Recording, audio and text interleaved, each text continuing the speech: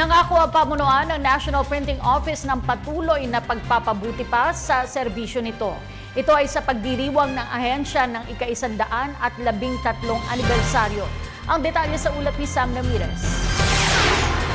Dalaga pa lang si Josefina Samson, empleyado na siya ng National Printing Office o NPO. Ngayon, mahigit 40 taon na ang nakalipas, siya na ang namamahala sa finishing division ng naturang ahensya. Very happy ako kasi naabot ko yung 130 years na nandito pa rin ako. By next year, I will be retiring. So, regrets. No regrets. Namiti ko yung mga friends? Yes, dito na ako naging 2 kulay.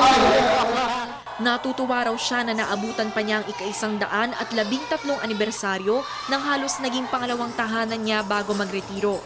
Ipinagdiriwang ngayong taon ng NPO ang kanilang anibersaryo na may temang Competitiveness and Service Excellence for a Self-Sustaining Future. Ito ay napagkaisahan ng mga tao to keep abreast with the industrial community. Kasi ang printing po ay production and we have to compete with the private sector. I'd like to congratulate the NPO agency for this 130th anniversary. I'm very proud of them and I can feel really how much they have come together to work. Kritikal ang papel ng NPO, lalo na tuwing eleksyon. Sila lang naman kasi ang responsable sa pag-iimprenta ng mga balota na gagamitin ng mga botante. Ilang buwan pa lang bago mag-eleksyon, abala na sila at ang kanilang mga makina. Kaya naman habang hindi pa sila abala, nagkaroon sila ng konting katuwaan para sa kanilang anibersaryo. Isang sports fest at cheer dance competition ang inilatag ng pamunuan ng NPO para sa kanilang mga empleyado.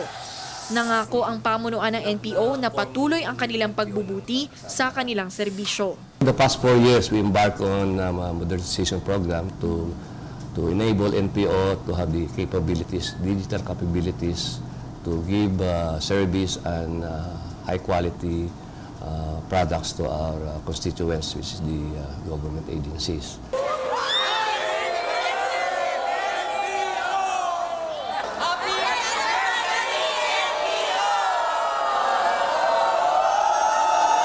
Para sa Telebisyon ng Bayan, Sam Ramirez.